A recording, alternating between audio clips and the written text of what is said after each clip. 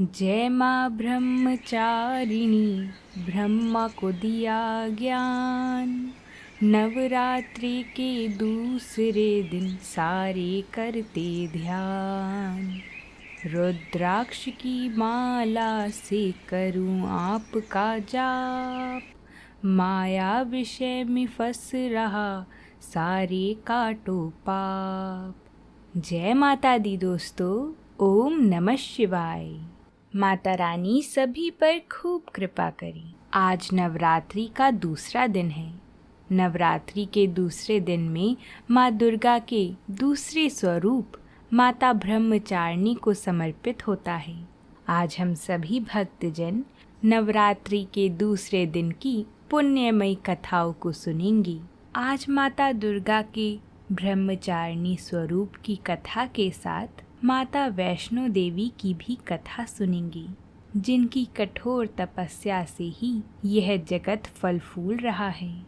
सभी माताओं बहनों को कभी न कभी एक न एक बार माता वैष्णो देवी की कथा ज़रूर सुननी चाहिए। यह कथाएं सबका मंगलमय करने वाली हैं। माता की कृपा सभी पर बनी रहे। बोलिए जगत जननी माँ भवानी की जय। माताओं बहनों, माता ने ब्रह्मचारिणी स्वरूप में ही भगवान शिवजी को प्राप्त करने के लिए घोर तपस्या की थी। माता के एक हाथ में जप की माला और बाएं हाथ में कमंडलू रहता है।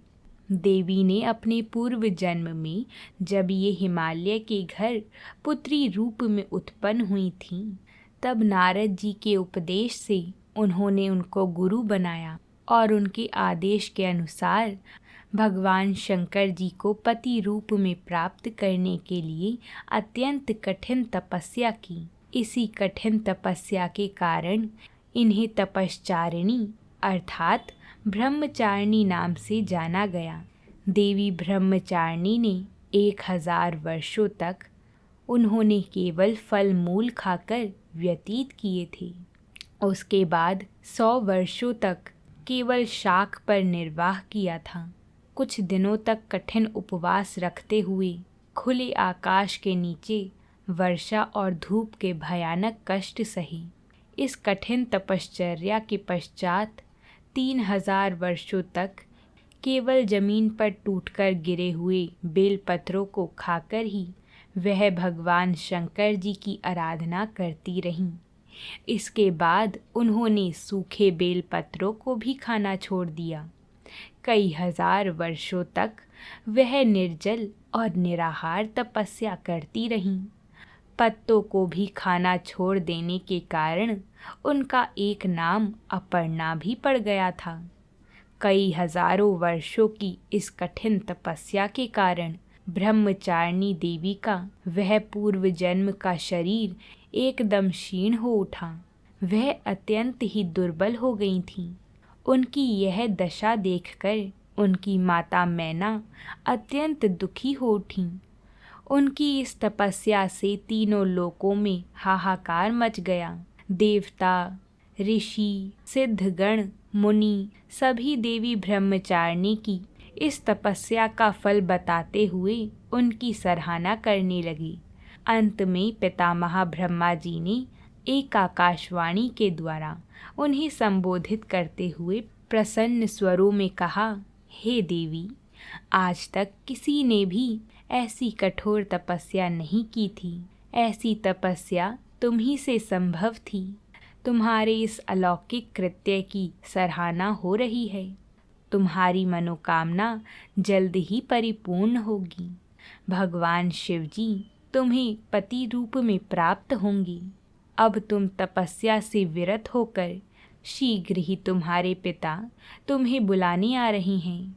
माँ दुर्गा जी का यह दूसरा स्वरूप भक्तों और सिद्धों को अनंत फल देने वाला है। इनकी उपासना से मनुष्य में तप, त्याग, वैराग्य, सदाचार, संयम की वृद्धि होती है।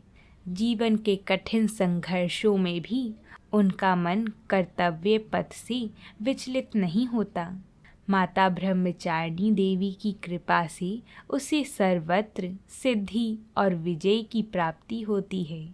माता पार्वती ने अपने ब्रह्मचारिणी स्वरूप से भगवान शिव जी की आराधना की और उन्हें प्राप्त किया। बोलिए माता ब्रह्मचारिणी की जय हो। माताओं बहनों, हम जो यह कथा सुन रही हैं, ये कथा माता वैष्णो देवी की है। इस कथा को सुनने वाला प्रत्येक मनुष्य माता वैष्णो देवी का प्रिय हो जाता है। माताओं बहनों, आपने यहाँ तक कथा को सुन लिया है तो वीडियो को एक लाइक ज़रूर कर दें। आपके एक लाइक करने से यह कथा और भी 5 लोगों तक जाती है, जिससे वो भी इस कथा को सुन पाएंगी। माताओं बहनों, जब पृथ्वी पर कोई विपत्ति आती है तब समय समय पर महाशक्ति भी अपने भिन्न भिन्न रूप धारण करती हैं, दुष्टों का नाश और भक्तों की रक्षा करती हैं। देवताओं के एकत्रित तेज से उत्पन्न महाशक्ति ने ही प्राचीन समय में महाकाली और महालक्ष्मी और महासरस्वती रूप धारण किए थे। यह 3 रूप रज, तम एवं सात्विक गुणों के प्रतीक हैं। एक समय त्रेता युग में जब इस पृथ्वी पर रावण, कुंभकर्ण, ताड़का, खरदूषण आदि दैत्यों ने अत्याचार प्रारंभ किए, तब महाकाली, महालक्ष्मी और महासरस्वती तीनों महाशक्तियों ने धर्म की रक्षा के लिए अपने तेज समूह से एक दिव्य शक्ति को जन्म देने का निश्चय किया। तीनों शक्ति के स्वरूप से तेज एकत्रित हुए और मिलकर एक सुंदर दिव्य कन्या के रूप में प्रकट हो गई। उस कन्या ने महाशक्तियों से पूछा, देवियों, आपने मुझे क्यों उत्पन्न किया है? ऐसा कहने पर उन्हें उत्तर मिला कि इस संसार में हमने तुम्हें धर्म की रक्षा और प्रचार के लिए प्रकट किया है। अब तुम रत्नाकर सागर के घर उनकी पुत्री बनकर जन्म लो। वहाँ तुम भगवान विष्णु के अंश से अवतार धारण करो। उसके पश्चात तुम आत्म प्रेरणा से धर्म की रक्षा और प्रचार करोगी। महाशक्तियों की आज्ञा अनुसार दिव्य कन्या ने रत्नाकर सागर के घर में अवतार धारण किया। रत्नाकर सागर ने माता दुर्गा की खूब सेवा की थी।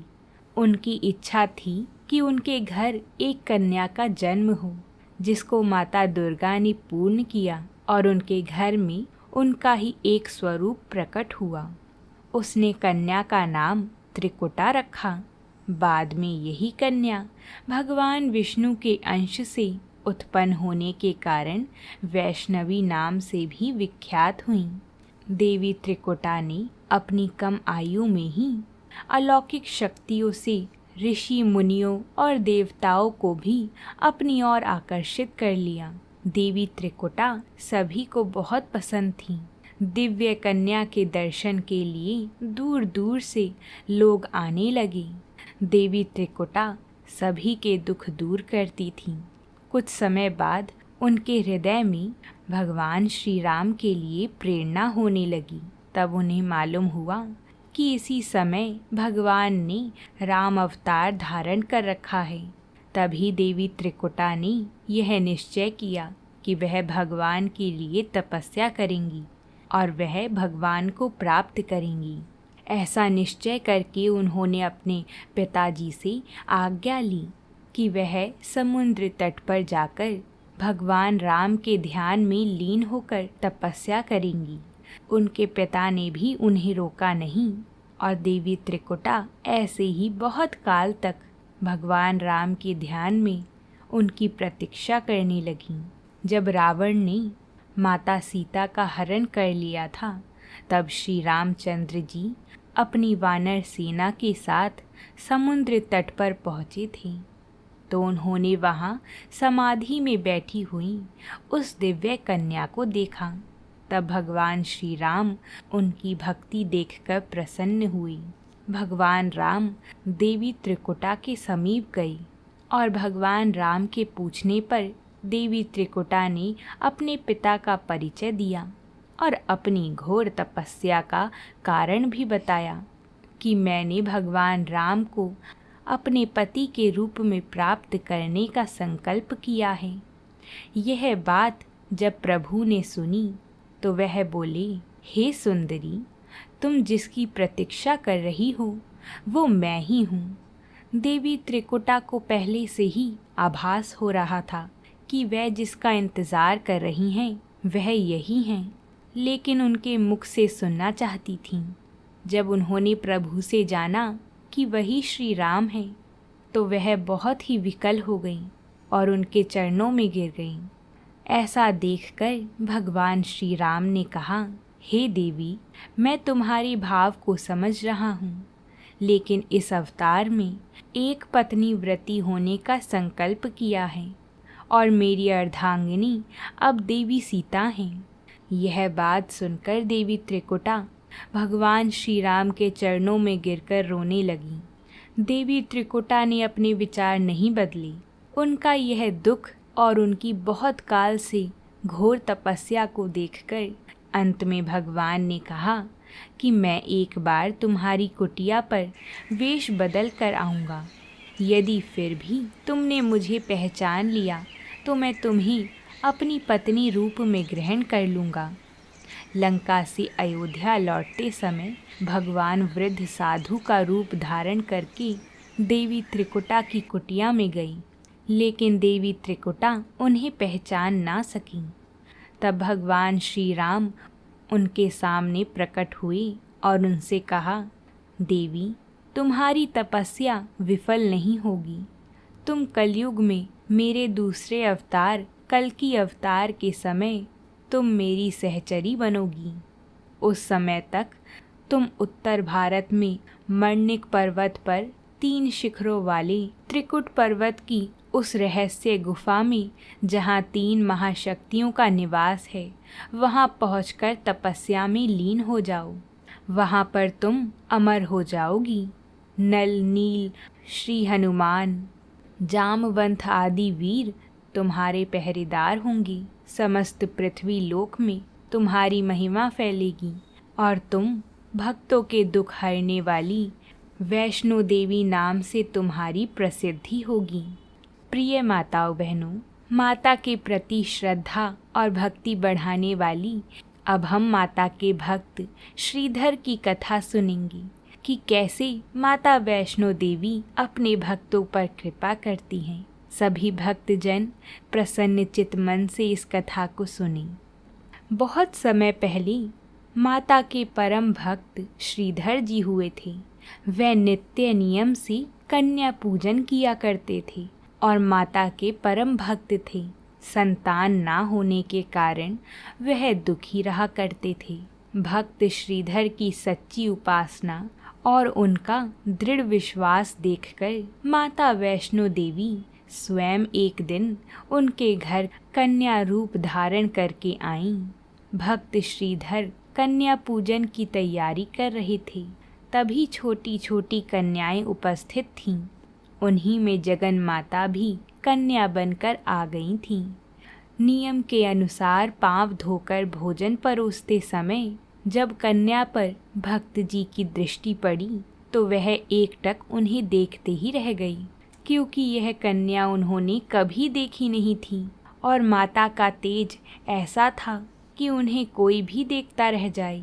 बाकी सब कन्या तो अपना भोजन पाकर और दक्षिणा लेकर चली गई थीं, पर यह दिव्य रूप वाली महाकन्या वहीं बैठी रहीं। तभी भक्त श्रीधर जी उनसे कुछ प्रश्न करने ही वाले थे कि कन्या रूपी महाशक्ति स्वयं ही बोली, मैं तुम्हारे पास एक काम से आई हूँ। छोटी सी कन्या के मुंह से ऐसी विचित्र बात सुनकर भक्त जी बहुत हैरान हुए।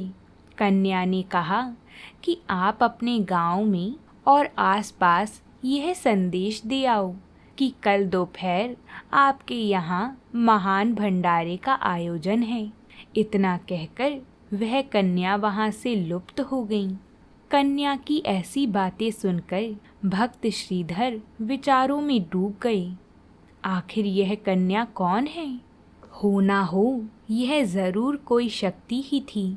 परंतु भंडारे वाली समस्या से श्रीधर जी परेशान हो गए, क्योंकि उनके पास इतना धन नहीं था कि पूरे गांव वासी को वह भंडारा करा सकें।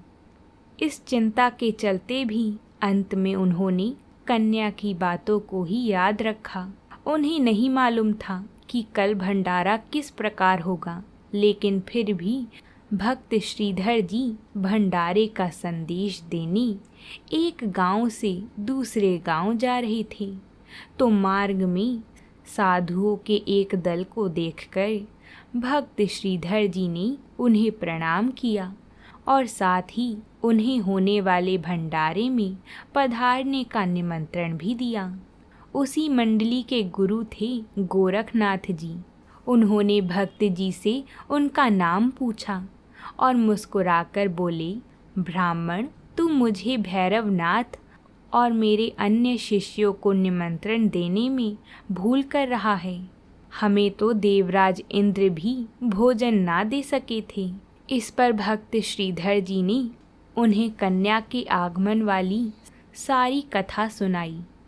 गुरु गोरखनाथ ने विचार किया कि ऐसी कौन सी कन्या है जो सबको भंडारा खिला सकती है। उस कन्या की परीक्षा करके तो देखनी चाहिए। अंततः उन्होंने भक्त श्रीधर जी से कह दिया कि हमें भोजन स्वीकार है, कल समय पर हम आ जाएंगे। उस दिन तो भक्त श्रीधर जी गांव-गांव घूमते थके हारे रात को आकर सो गए। सुबह होते ही भक्त श्रीधर फिर इस विचार में खो गए कि मुझ में तो इतने बड़े भंडारे की सामर्थ्य नहीं है। भंडारे का प्रबंध कैसे होगा? ना मालूम समय कब बीत गया और भीड़ एकत्र होने लगी। गुरु गोरखनाथ और भैरवनाथ जी अपने शिष्यों सहित वहां आ पहुँचे। भक्त श्रीधर जी चिंता में बैठे थे कि अचानक ही दिव्य रूप वाली वह कन्या फिर प्रकट हो गई और श्रीधर जी के सम्मुख आकर बोली, अब सब प्रबंध हो जाएगा। उठिए और योगियों से कहिए कि कुटिया में चलकर भोजन करें। श्रीधर जी उत्साह से उठे और गुरु जी से भोजन के लिए कुटिया में पधारने को कहा। तो गुरु जी बोले, हम शिष्यों सहित कुटिया में नहीं आ सकते क्योंकि स्थान बहुत छोटा है।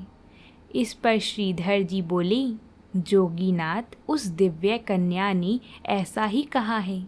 जिस समय जोगी कुटिया में गई तो सब के सब आराम से बैठ गई, फिर भी जगह बची रही। बाहर भी सब लोग बैठे थे। कन्या ने जब अपने एक विचित्र पात्र से सबको भोजन देना आरंभ किया तो श्रीधर जी प्रसन्न हुए और बाकी सब हैरान। यह देखकर गुरु गोरखनाथ जी और उनके शिष्य भैरवनाथ जी ने परस्पर विचार विमर्श किया कि यह कन्या अवश्य ही कोई देवी शक्ति है। यह वास्तव में कौन है, इसका पता लगाना चाहिए। जिस समय कन्या सबको भोजन परोसती हुई भैरवनाथ के पास पहुंची तो भैरवनाथ ने कहा, कन्या, तूने सबको उनकी इच्छा का भोजन दिया है, लेकिन मेरा मन कुछ और चाहता है। कन्या ने बोला, बोलो जोगीनाथ, तुम्हें क्या चाहिए? ऐसी बात सुनकर भैरवनाथ ने देवी से मांस और मदिरा मांगी तो कन्या ने जोगी को आदेश के स्वर में कहा, यह एक ब्राह्मण के घर का भंडारा है। जो कुछ वैष्णव भंडारे में होता है वही मिलेगा। परंतु भैरवनाथ हठ करने लगे क्योंकि उन्हें तो कन्या की परीक्षा लेनी थी। लेकिन भैरवनाथ के मन की बात तो माता वैष्णो देवी पहले ही जान चुकी थीं। जो ही भैरवनाथ ने क्रोध करके कन्या को पकड़ना चाहा, वह कन्या रूपी महाशक्ति अंतर्ध्यान हो गई। भैरव जी ने भी उसी समय उनकी खोज में उनका पीछा करना आरंभ कर दिया। चरण पादुका से काफ़ी दूर चलकर वैष्णवी कन्या के सामने एक गुफा के पास तपस्वी साधु को देखकर उसे अपनी दिव्य झलक दिखलाई और कहा, हे तपस्वी, मैं यहाँ कुछ समय आराम करूँगी। कोई मेरे विषय में पूछे तो कुछ नहीं बताना। यह कहकर माता शक्ति गुफा में चली गईं और जिस प्रकार बालक माता के गर्भ में तो महीनों तक रहता है, उसी प्रकार कन्या गुफा में 9 महीनों तक तपस्या में लीन रही। उधर भैरवनाथ कन्या की खोज करता हुआ यहाँ तक आ पहुँचा था। उसने तपस्वी से पूछा कि क्या तुम किसी कन्या को इधर से जाते हुए देखा है? यह सुनकर तपस्वी ने भैरवनाथ जी से कहा, जिन्हें तुम साधारण नारी समझते हो वह तो महाशक्ति हैं और आदि कुमारी हैं। उन्होंने उससे कहा कि यहाँ से चले जाओ। यह बात सुनकर भैरवनाथ क्रोधित हो उठा और बोला कि मैं तो उस कन्या को ढूंढकर ही दम लूँगा।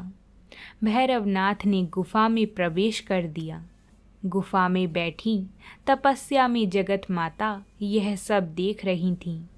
माता ने अपनी शक्ति से त्रिशूल द्वारा गुफा के पीछे से दूसरा मार्ग बनाया और बाहर निकल गईं। देवी कन्या आगे बढ़ती रहीं, भैरवनाथ भी उनका पीछा करते रहे। देवी ने भैरव को आदेश दिया कि जोगी तुम अभी वापस चले जाओ, किंतु भैरव ना माना। चाहती तो महामाया सब कुछ कर सकती थी, परंतु भैरव की जिज्ञासा भी सच्ची थी। अंत में देवी त्रिकुटा पर्वत की सुंदर गुफा तक पहुंची। गुफा के द्वार पर उन्होंने वीर हनुमान को पहरेदार बनाकर खड़ा कर दिया और भैरवनाथ को अंदर आने से रोकने के लिए कहा। महाशक्ति कन्या गुफा में प्रवेश कर गईं तो भैरव जी भी घुसने लगी। तब वीर हनुमान जी के साथ भैरवनाथ का युद्ध हुआ। जब वीर लंगूर परास्त होने लगी, तब फिर स्वयं शक्ति ने देवी चंडी का रूप धारण कर भैरवनाथ का वध कर दिया। उनका धड़ वहीं गुफा के पास और सिर भैरव घाटी में जा गिरा। सिर धड़ से अलग होने पर भैरव की आवाज़ आई कि हे आदि शक्ति, कल्याणकारी माँ, मुझे मरने का कोई दुख नहीं है, क्योंकि मेरी मृत्यु जगत रचयिता माँ के हाथों हुई है। सो हे मातेश्वरी, मुझे क्षमा कर देना। मैं तुम्हारे इस रूप से अपरिचित था। माँ, अगर तूने मुझे क्षमा ना किया तो आने वाला युग मुझे पापी की दृष्टि से देखेगा और लोग मेरे नाम से घृणा करेंगे। तब माता ने ही भैरवनाथ के मुख से बारंबार माँ शब्द सुनकर जगत कल्याणी मातेश्वरी ने उन्हें वरदान दिया कि मेरी पूजा के बाद तुम्हारी पूजा भी होगी और तुम भी मोक्ष के अधिकारी होगी। मेरे श्रद्धालु मेरे दर्शनों के पश्चात तुम्हारे स्थान का दर्शन करने वालों की भी मनोकामना पूर्ण होगी। माता वैष्णो देवी ने भैरवनाथ का कल्याण तो किया ही, उधर भक्त श्रीधर जी को कन्या के अचानक चले जाने से अत्यधिक बेचैनी हुई। उन्होंने खाना पीना भी त्याग दिया था, परंतु माता तो अपने भक्तों के दिल को जानती हैं। इसलिए एक रात स्वप्न में वैष्णो माता ने श्रीधर जी को दर्शन दिए और अपने धाम का दर्शन भी कराया। स्वप्न में ही भक्त जी ने माता के साथ संपूर्ण यात्रा की। सुबह श्रीधर जी उठे तो बहुत प्रसन्न थे। स्वप्न में देखे हुए स्थानों से उनका हृदय अब तक पुलकित था। उसी दिन से श्रीधर जी वैष्णो देवी के साक्षात दरबार की खोज करने लगे। एक दिन स्वप्न में देखे अनुसार चलते चलते गुफा का द्वार उन्होंने देख लिया और उसमें प्रवेश करके माता के दरबार के साक्षात दर्शन करे और अपना जीवन सफल बना लिया। श्रीधर जी ने हाथ जोड़कर जगदम्बे की आराधना की माता ने उन्हें 4 पुत्रों का वरदान भी दिया और कहा कि तुम्हारा वंश मेरी पूजा करता रहेगा, तुम्हें सुख शांति की प्राप्ति होगी। आज तक उनका वंश माता वैष्णो देवी की पूजा करता आ रहा है। बोलिए माता वैष्णो देवी की जय हो। माताओं बहनों, इस प्रकार नवरात्रि की यह दूसरी कथा भी सफलतापूर्वक हमने सुन ली है। मेरी प्रार्थना है कि इस कथा को सुनने के बाद आप दुर्गा सप्तशती की कथा भी ज़रूर सुनें। वो हमारे चैनल पर आ गई है, आप जाकर उसका श्रवण करें और माता की कृपा प्राप्त करें। अगर आप सभी को कथा पसंद आई है तो वीडियो को लाइक करें, ज़्यादा से ज़्यादा शेयर करें और अगर आप कमेंट करना जानते हैं तो कमेंट में जय माता दी ज़रूर लिखें। अब हम आपसे कल मिलेंगे नवरात्रि के तीसरे दिन पर माता के दूसरे स्वरूप के साथ। तब तक के लिए प्रेम से बोलते रहिए जय माता दी।